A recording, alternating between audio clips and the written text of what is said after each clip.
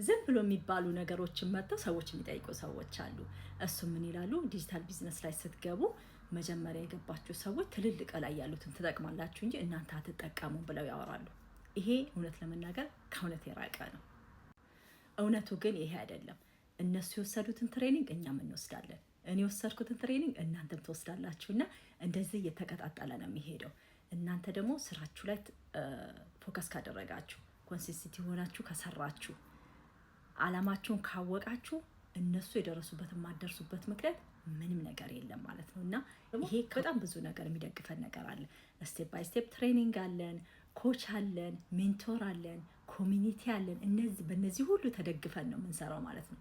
እላይ ራሱ ኮቻችሁ ማይረዳችሁ ከሆነ ሜንቶር አለ። ሜንቶር ማይረዳ ከሆነ ከታች ያለው ኮሚኒቲው ይረዳቸዋል። ኮሚኒቲያችን ደግሞ የኢትዮጵያ ኮሚኒቲ አለ፣ በአካባቢያችን ያለ ኮሚኒቲ አለ።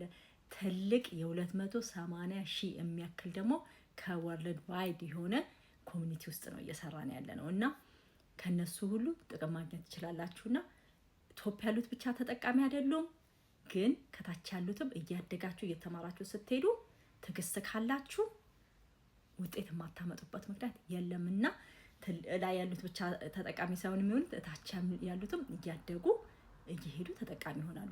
እስከምታድጉ ጊዜ ሊፈጅ ይችላል። በትዕግስት ደግሞ ስራችሁን እየሰራችሁ ኮንሲስቴንት ሆናችሁ እየሰራችሁ ማደግ ይቻላል ማለት ነው እና ጥያቄ ካላችሁ በውስጥ ጻፉልኝ። አመሰግናለሁ።